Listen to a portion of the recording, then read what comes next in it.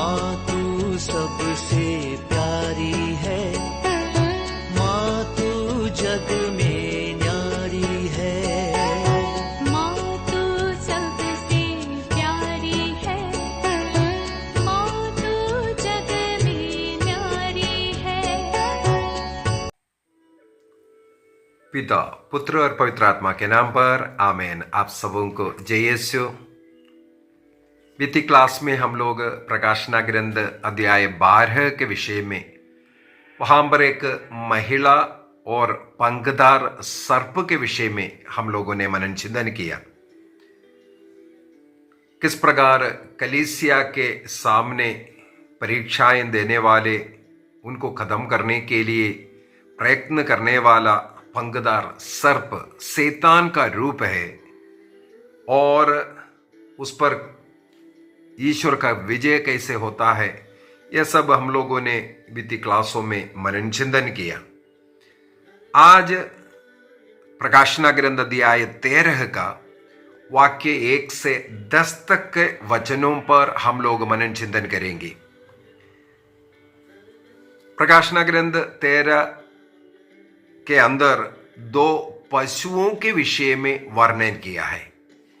उनमें पहला वाला जो पशु है वो समुद्र से ऊपर आता हुआ यूहन्ना देखते हैं। तो वाक्य 1 से हम लोग थोड़ा सा पढ़ते हैं। तब मैंने एक पशु को समुद्र से ऊपर आते देखा। उसके 10 सींग और 7 सिर थे। जैसे पिछले क्लास में भी हम लोगों ने मनन चिंतन किया, पंखदार सर्प और ये पशु, ये सब प्रभु ईसा मसीह से अपना तुलना करना चाहते हैं। इसलिए यहां पर हम लोग पढ़ते हैं, संत यूहन्ना लिखते हैं, समुद्र से वो ऊपर आता हुआ देखा। ईसा मसीह स्वर्ग से नीचे उतर आया, लेकिन ये पंखदार, ये जो पशु है वो समुद्र से नीचे से ऊपर आता हुआ हम लोग पा रहे हैं। और उसके 10 सींग और 7 सिर थे। जैसे प्रकाशना ग्रंथ 12 के अंदर वो पंखदार सर्प ड्रैगन, उसका इसी प्रकार 10 सींग के विषय में, 7 सिर के विषय में हम लोगों ने मनन चिंतन किया। तो उसके साथ इसको भी तुलना कर करके बता रहा है। इसके बाद लिखा है, उसके सींगों पर 10 मुकुट थे और उसके प्रत्येक सिर पर एक यीशु निंदक नाम अंकित था। तो ये वाक्य 1 में एक पशु समुद्र से आता हुआ हम लोग पाते हैं। समुद्र में से आने वाला उस पशु को अध्याय 12 का पंखदार जो सर्प है, जो शैतान का रूप, इबलीस जो कहते थे, उसके साथ तुलना भी कर रहा है। और यहां पर जो प्रकाशना ग्रंथ अध्याय 12 का वाक्य 3 से 18 तक जो पंखदार सर्प है, उसके साथ इस पशु को, अध्याय 13 में जो 2 पशु है, एक समुद्र से आते हैं, एक पृथ्वी से आने वाला, इन दोनों पशुओं को उसके साथ तुलना और पंखदार सर्प का शक्ति इनको देता हुआ हम लोग पाएंगे। इसलिए ये समुद्र से आता हुआ जो पशु है, पंखदार सर्प के साथ तुलना कर रहा है। और हमें मालूम है बाइबल के अनुसार जो समुद्र को दर्शाता है शैतान का निवास स्थान, या ऐसे भयानक जीव जंतुओं का निवास स्थान के रूप में समुद्र को बाइबल के अंदर दर्शाते हैं। और दानियल का ग्रंथ उसके अध्याय 7 वाक्य 2 से आगे अगर हम पढ़ेंगे, समान रूप से दानिయేल को एक दर्शन मिलते हैं। वहां पर एक जानवर नहीं था, चार पशुओं को मिलते हैं। वहां पर ये चार पशु चार साम्राज्य को दर्शाते हैं। लेकिन यहां पर यदि हम लोग थोड़ा सा दूसरा वाक्य को पढ़ेंगे, जैसे दानिయేल को जो दर्शन चार पशुओं का दर्शन मिला, उन चारों पशु इस समुद्र से ऊपर आने वाला पशु में पाते हैं। वाक्य 2 को पढ़ लेते हैं। मैंने जिस पशु को देखा वह चीते के सदृश था, किंतु उसके पैर भालू के पैरों जैसे और उसका मुंह सिंह के मुंह जैसा। पंखदार सर्प ने उसे सामर्थ्य और अपना सिंहासन और महान अधिकार प्रदान किया।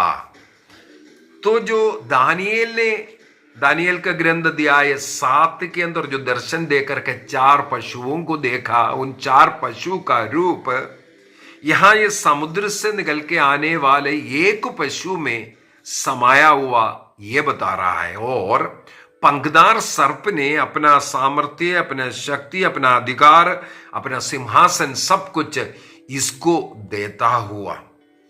ये चारों पशुओं का वो रूप इस एक पशु में दिखाने का मतलब है इतना अधिक खतरनाक, सामर्थ्यवान, शक्तिशाली पशु है। और हम लोगों ने पहले से ही मनन चिंतन किया है, ये जो पशु समुद्र पर और भूमि पर अधिकार रखने वाला रोमा साम्राज्य को दर्शा रहा है। तो रोमा साम्राज्य में ये बुराइयां कितना अधिक है। दानिయేल ने जो चार साम्राज्य को देखा, वो सबके सब मिलकर के एक साम्राज्य रोमा साम्राज्य में ये बुराइयां निवास करता है, ये बोलने के लिए। तो एक ही जानवर में उन सब बुराइयां देख रहा है। इसके बाद उस पंखदार सर्प के समान, अध्याय 12 में हम लोगों ने मनन चिंतन किया, उसके समान इसका 10 सींग के विषय में और 7 सिर के विषय में बता रहा है। लेकिन यहां पर हम लोग देखते हैं सींगों पर 10 मुकुट है। इसका मतलब मुकुट किसी सम्राट को दिखा रहा है। यदि 10 सींग है, वो शक्ति है, सामर्थ्य है, उसके अनुसार 10 मुकुट को बताया, लेकिन सिर केवल 7 है। ये 7 ऐसे सम्राटों को बताता है, लेकिन कोई और 3 व्यक्ति भी साम्राज्य में शासक के रूप में रहा। ये 10 सींगों पर पहने हुए उन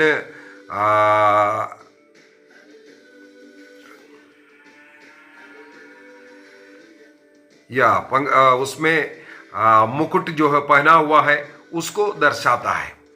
अभी वो कौन कौन है मैं थोड़ा सा बताना चाहूंगा। ईसा मसीह के मृत्यु के बाद जब तक ये प्रकाशना ग्रंथ लिखा, तब तक कौन कौन रोमा साम्राज्य में सम्राट बना, जो 7 सिर किसका प्रतीक है और 10 सींगों पर 10 मुकुट जो पहना हुआ रखा हुआ है, वो किस किस का वर्णन है, किस किस का प्रतीक है, इसके विषय में हम लोगों को सीखने की जरूरत है। इसका मतलब है ये प्रकाशना ग्रंथ लिखने के समय तक, ईसा मसीह के मृत्यु के बाद, जो रोमा साम्राज्य में जो सम्राट थे, सबसे पहले हमें मालूम है टाइबेरियस, ईसा मसीह के मृत्यु के समय पर जो सम्राट था, वो एडी 14 से लेकर के 37 तक, 14 से लेकर के 37 तक रोमा साम्राज्य का सम्राट था। उनके मृत्यु के बाद कलिगुला 37 से 41 तक, 37 से 41 तक। इसके बाद सम्राट बनकर के आया क्लोडियस, वो 41 से 54 तक, 41 to 54। इसके बाद जो सबसे खतरनाक आदमी नीरो, एडी 55 से लेकर के 68 तक, 68 तक। उनके बाद सम्राट के रूप में आया वेस्पियन, और उससे पहले 3 आर्मी चीफ जो रोमन साम्राज्य को कई भागों में डिवाइड भी किया था। एक एक भाग का जो आर्मी चीफ है, सेनाध्यक्ष है, सम्राट के कुर्सी पर कुछ दिनों तक रहते हैं। लेकिन नीरो के मृत्यु के बाद सिविल वार शुरू हुआ था, गृह युद्ध शुरू हुआ था, और उस समय पर इन आर्मी चीफ, सेनाध्यक्ष लोग सम्राट बनकर के बैठा, लेकिन दूसरे लोग आकर के उनका वध करते थे। इस प्रकार 3 जो लोग हैं उनका मृत्यु वो एक ही साल के अंदर, मतलब 68 में नीरो का मृत्यु हुआ। इसके बाद तुरंत सिविल वार शुरू हुआ। उस एक साल के अंदर जो सम्राट बनकर के कुर्सी पर बैठने वाला सबसे पहले गाल्बा बैठा था, तुरंत उनको मारा गया। इसके बाद ओथो नाम का व्यक्ति, इसके बाद वितेलियुस नाम का व्यक्ति, ये तीनों सम्राट बनकर के बैठने का प्रयत्न तो किया, लेकिन सिविल वार इतना अधिक छिड़ा हुआ था, इन लोगों को मारा गया। इसके बाद वेस्पियन आकर के सिविल वार को रुकाने में सक्षम बना, और वो 69 से 79 तक सम्राट बने। इसके बाद टाइटस 79 से 81 तक। इसके बाद डोमिशियन 81 से 86 तक। तो 86 तक का इस समय पर प्रकाशना ग्रंथ का रचना का काल माना जाता है। इस समय तक 7 सम्राट लोग रोम के ऊपर विराजमान थे, अधिकारी बनकर के रहे। तो सबसे पहले Tiberius, second Caligula, third Claudius, fourth Nero, fifth Vespasian, sixth Titus and seventh Domitian. तो इस पशु का 7 सिर है करके बोला। रोमा साम्राज्य का ये 7 सम्राट लोग हैं। इसके बाद उसके सिर पर जो सींग पर 10 सींग है, और उस 10 सींग पर 10 मुकुट है। तो उनका ये जो अधिकार रखने वाला, मैंने बोला 3 लोग 68 और 69 के बीच में एक साल के अंदर 3 लोग, गाल्बा, ओथो और वितेलियुस। तो 7 के साथ ये तीनों को और जोड़ेंगे, इसलिए वहां पर 10 मुकुट के विषय में लिखा हुआ है। उनके सिर पर 10 मुकुट था करके। तो ये कितने लोग मुकुट पहन करके वहां पर बैठा, उनको दिखाने के लिए और वो अधिकार को दिखाने के लिए 10 सींग और 10 मुकुट को दिखाया। लेकिन सम्राट आधिकारिक रूप से सम्राट बनकर के बैठने वाला 7 लोग हैं, इसलिए 7 सिर को दिखाया। और लिखा है उनके सिर पर ईश निंदक नाम अंकित था करके। तो 7 सिर था, इन 7 सिर में ईश निंदक नाम था। क्यों? रोमा साम्राज्य के अंदर उन लोगों ने सम्राटों के आराधना, पूजा करवाना शुरू किया। कई सम्राट अपना पूजा, अपना मंत्र, हमने प्रकाशना ग्रंथ अध्याय 1 शुरू होने के पहले जो इंट्रोडक्शन का 2-3 क्लास हुआ था, उसके अंदर ये सब मनन चिंतन कर चुके हैं। कौन कौन अधिकार में रहे रोमन साम्राज्य के अंदर, और कौन कौन अपना मंदिर बनवाया, और रोमा साम्राज्य में किस किस का कौन कौन सम्राट का मंदिर है, और ये सब हम लोगों ने पहले क्लासों में मन चिंतन कर चुका है। तो इस प्रकार ईश निंदक नाम अंकित था, इसका मतलब ये हो गया इनके माथे पर ये जो ईश निंदा करते हुए स्वयं को ईश्वर के स्थान पर रखने वाला। और अगला हम लोगों ने मनन चिंतन किया है, जो सर्प ने अपना अधिकार, पंखदार सर्प ने अपना अधिकार, अपना सामर्थ्य, अपना सिंहासन इस पशु को दे दिया करके। इसका मतलब इस कुर्सी पर बैठने वाले ये जो पशु, जो ईश निंदक लोग, ये जो साम्राज्य पर अधिकार रखने वाले लोग भी शैतान के चेले लोग हैं। वो भी शैतानी तरीके से ही, शैतानी सामर्थ्य से ही साम्राज्य को चला रहा है। इसको दिखाने के लिए, ये शैतानी साम्राज्य को दिखाने के लिए इसको बता रहा है। और क्रिस्त विश्वासी लोग इनकी आराधना नहीं करता, ये बताने के लिए। और जैसे मैंने बोला है, ये पशु समुद्र से आया। ईसा मसीह के साथ थोड़ा सा तुलना करने का प्रयत्न है, आगे भी हम लोग देखेंगे सबसे पहले इसके द्वारा। लेकिन ईसा मसीह तो स्वर्ग से उतर करके आया। ईसा मसीह को अपने पिता से सामर्थ्य और शक्ति और अधिकार मिला है।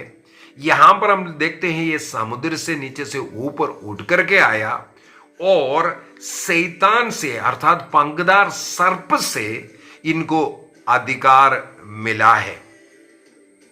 यदि हम लोग वाक्य 3 को पढ़ेंगे, वहां पर लिखा हुआ, ऐसा लग रहा था कि उसके एक सिर पर संघातिक प्रहार किया गया था, किंतु वह संघातिक घाव अच्छा हो गया था।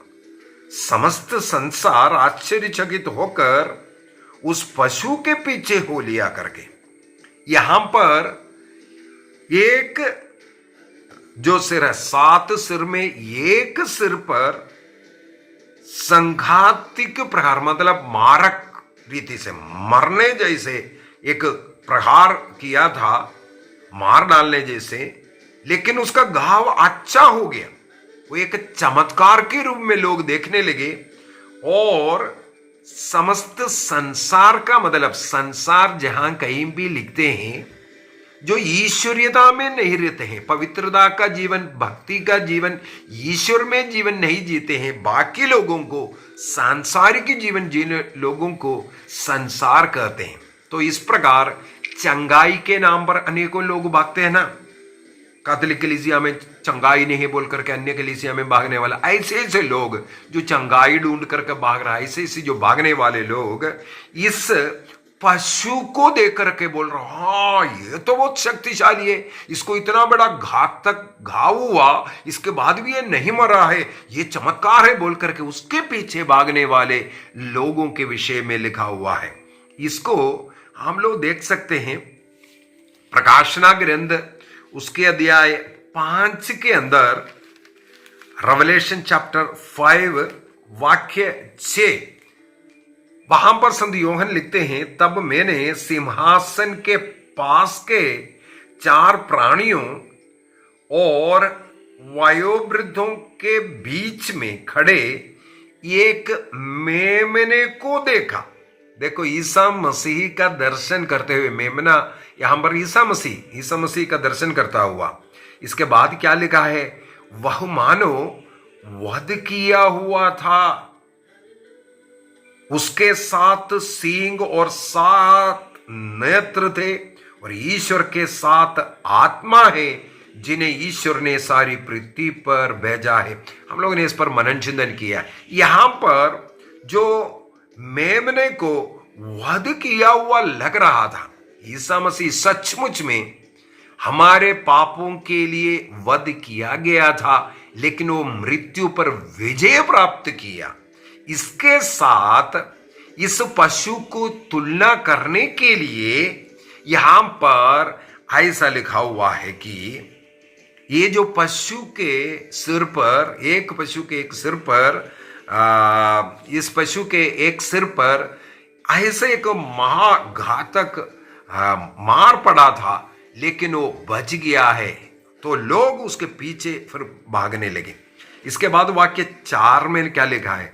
लोगों ने पंखदार सर्प की पूजा की। देखो, शैतान की पूजा शुरू किया।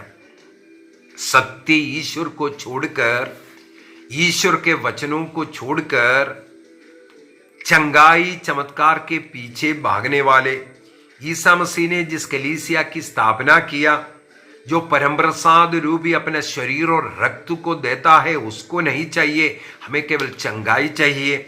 ईसा मसीह के कलीसिया से जुड़ करके स्वर्ग राज्य का मार्ग हमारे लिए खुला है। सब हम लोगों ने पिछले क्लासों में मनन चिंतन कर चुका है। तो उसको छोड़ करके जाने वाले और वे पशु की अर्थात शैतान के पूजक हैं। वे सत्य कलीसिया से हट करके जो मनुष्यों द्वारा बनाया हुआ कलीसिया का सदस्य बन रहा है। और साथ ही साथ आगे हम लोग मिलेंगे, इस पशु की बराबरी कौन कर सकता है, इस प्रकार दावा करने वाले, इस पशु की बराबरी कौन कर सकता है? ये दावा कहां से है? निर्गमन ग्रंथ उसके अध्याय 15 वाक्य 11 को हम पढ़ेंगे। इजरायली लोग महासागर, लाल सागर को पार कर करके मरुभूमि में प्रवेश किया। इसके बाद ईश्वर की स्तुति आराधना करते हुए इन देवी देवताओं में इतना महान कौन है, हमारे ईश्वर के अलावा कौन है कर करके गीत गाते हैं। तो उसके बराबरी में यहां पर इन लोग जो पशु की पूजा करते हुए कहते हैं, इतना चमत्कार कहां और देखने के लिए मिलता है। कई लोग बोलते हैं, ब्रदर जी फलाना जगह पर जाकर देखो, हमारे कैथोलिक कलीसिया जैसे नहीं है, वहां बहुत चमत्कार होता है। तो अपनी कलीसिया प्रभु के शरीर को छोड़ करके जो मनुष्य के द्वारा, पंखदार सर्प के द्वारा जो बना करके जो झूठे झूठे सिखा रहा है, उसमें जाने वाले और बराबरी करने के लिए कोशिश करता है, हम सच्चा ईश्वर भक्त है करके। यहां पर यही होता है। वे लोग जो पशु की आराधना करने के लिए, पंखदार सर्प की आराधना करने वाले, पूछता है इस पशु की बराबरी कौन कर सकता है? इससे युद्ध करने के सामर्थ्य किसको है? कौन है इससे युद्ध कर सकता है? वाक्य 5 में जाते हैं। फिर से 5 से आगे 8 तक अगर हम पढ़ करके जाएं, वहां पर ये किस प्रकार ईश्वर विरुद्ध कार्य करता है और ईश्वर निंदा का कार्य करता है, किस प्रकार का अधिकार ईश्वर ने उन्हें दिया है। संतों को, जो कलीसिया के सदस्य है, ईसा मसीह के कलीसिया में जुड़ करके जो पवित्रता का जीवन जीते हैं, उनको किस किस प्रकार का कष्ट पीड़ा सहन करना पड़ता है, अपमान निंदा सहन करना पड़ता है। जो वो सहन करते हुए तलवार लेकर के वार करने वाला नहीं, बल्कि वो सहन करते हुए चाहे अपना प्राण भी अर्पित करेंगे, उनको पुरस्कार देता हुआ। तो थोड़ा सा पढ़ लेते हैं। पशु को डींग मारने एवं ईसी निंदा करने की अनुमति और 42 महीनों तक बने रहने का अधिकार दिया गया। कहां से अधिकार मिला है? ये पंखदार सर्प का अधिकार नहीं, बल्कि ये ईश्वर अधिकार देता है। सारे अधिकार ईश्वर से। ईश्वर कहीं कहीं अनुमति इस प्रकार देते हैं। हम लोग पिछले क्लासों में भी ये 42 महीने का बात सीखा है। तो जो प्रभु में जो जीवन जीते हैं, उनको कष्ट पीड़ा सहने का जो थोड़ा सा समय है, वो उस समय आपको पीड़ा सहन करना पड़ेगा, अपमान सहन करना पड़ेगा। फिर भी जो प्रभु ईसा मसीह में कलीसिया से जुड़ करके रहता है, उनको ये सब सहने की शक्ति प्रभु देगा। और डींग मारने का एवं यीशु निंदा करने का, अनेकों लोग, मैं पिछले एक क्लास में भी बोला था, कई ऐसा लोगों का यूट्यूब आपको केवल लोगों को गिराता हुआ, चंगाई करता हुआ, ये हुआ वो हुआ, बस ये बोल करके मसीह के लिए नहीं हो रहा है, वो अपना चैनल चलाने के लिए, अपना धंधा चलाने के लिए ये सब दिखा रहा है। लोग बोलेगा देखो फलाना व्यक्ति के पास जाओ, वहां ये सब कुछ होगा, फलाने के पास जाओ, इसलिए लोग वहां की ओर भीड़ लगाना है। और मुझे ये पता चला है कुछ लोग ऐसा है अपना कुछ नौकरों को रखा हुआ है, जगह जगह भेजा है इनके तारीफ करने के लिए, और वहां से गाड़ी पकड़ करके लेकर के आना है हमारे मीटिंग में। यहां जितना गाड़ी आएगा वो गाड़ी में जितने लोग आए उसके अनुसार उनको पेमेंट भी होता है। तो जगह जगह से लोगों को लेकर के जाने वाला एजेंटों को रखा हुआ है, और उनका पेमेंट उसके ऊपर डिपेंड है, जितने लोगों को वो लेकर के आता है। अपने पास लेकर के आकर के अपने बढ़ाई करते रहना, वो दिखाते रहना, वाह वाह करते रहना, ये सब करवाने वाला लोग, यहां पर लिखा हुआ है पशु को डींग को मारने का एवं ईश निंदा करने का अनुमति मिला है। वो कुछ समय का पीरियड है, 42 वर्ष। देखो कैसे कैसे अनुमति है। इसके बाद वाक्य 6 में, इस पर ईश्वर का अपमान करने और उसके नाम, उसके निवास स्थान और उन लोगों की निंदा करने लगा जो स्वर्ग में निवास करते हैं। कैथोलिक कलीसिया का मैंने कई क्लास हर रोज एक एक दिन छोड़ करके डाल करके आ रहे हैं। कैथोलिक कलीसिया के विरुद्ध जो लोग झूठे प्रचार करते हुए जा रहे हैं, यहां पर लिखा हुआ है, बिल्कुल ईश्वर अनुमति दिया है, इसी वजह से ये कर पा रहा है। सत्य कलीसिया के विरुद्ध में, संत पापा के विरुद्ध में, पुरोहितों के विरुद्ध में क्या क्या झूठा प्रचार कर रहा है। संतों के विरुद्ध में, संत छोड़िए, माता मरियम के विरुद्ध में कितने गंदी गंदी अपशब्द ये जो लोग लेते हैं। ऐसे निंदा करने का, जो स्वर्ग में निवास कर रहा है, उनकी निंदा करने का अनुमति इनको मिला है। इसके बाद वाक्य 7 में, उसे संतों से युद्ध करने एवं उन्हें पराजित करने की भी अनुमति, और हर एक वंश, प्रजाति, भाषा और राष्ट्र पर अधिकार दिया है। देखो यहां पर इसके एक वचन और पढ़ते हैं, पृथ्वी के वे सब निवासी पशु की पूजा करेंगे जिनके नाम वध किए हुए मेमने के जीवन ग्रंथ में संसार के प्रारंभ से अंकित नहीं है। ये जो कष्ट, पीड़ा, अपमान, निंदा, चाहे संतों का हो, चाहे कैथोलिक कलीसिया का हो, चाहे संत पापा का हो, चाहे पोप का हो, किसी के विषय में कर रहा है, जिनका नाम प्रभु का जो जीवन ग्रंथ में नहीं लिखा, वे इस कलीसिया को छोड़ करके उस पशु की आराधना करने के लिए ऐसे लोगों के पास जाएगा, आकर्षित होगा। यहां पर हम लोगों ने ये जो वाक्य 8 तक जो पढ़ा है, वहां तक अगर हम देखेंगे 4 बार अधिकार दिया, अधिकार दिया, अधिकार दिया करके। किसने अधिकार दिया?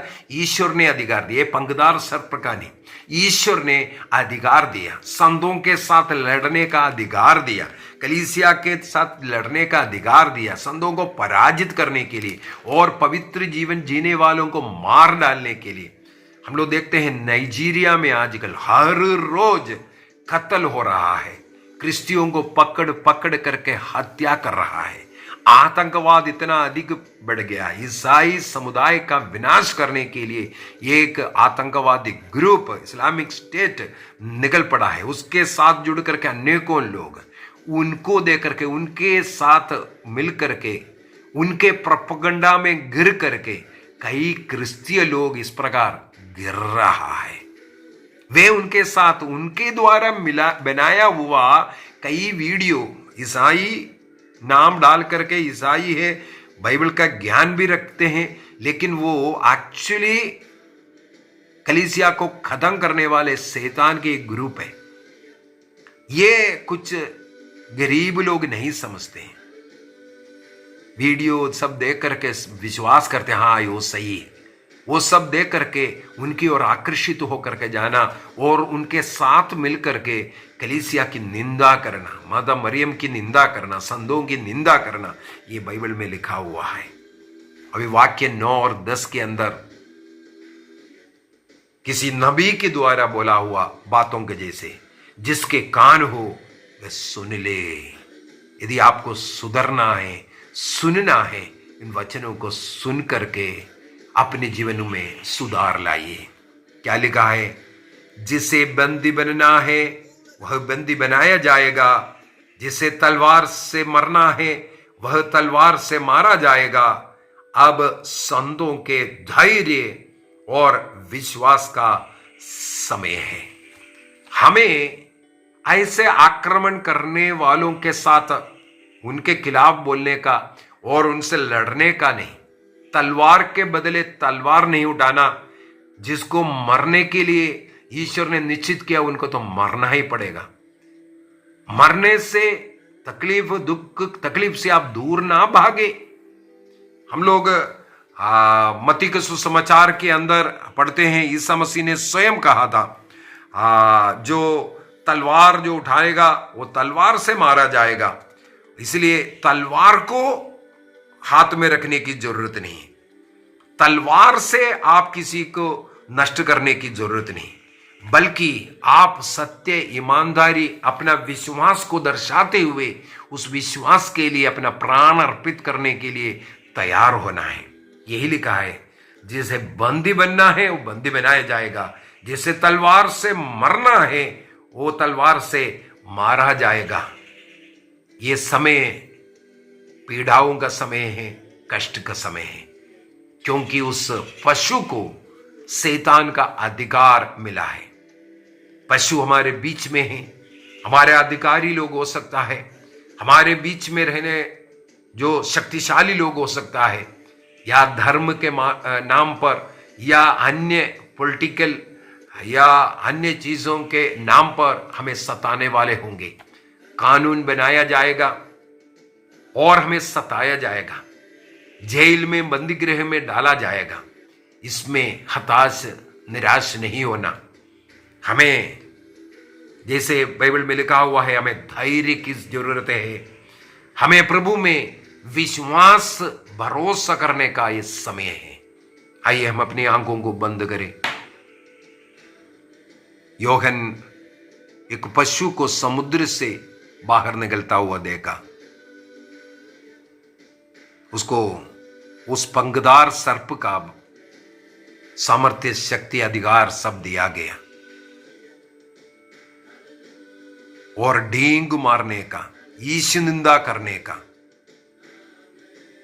उनको जो अधिकार दिया।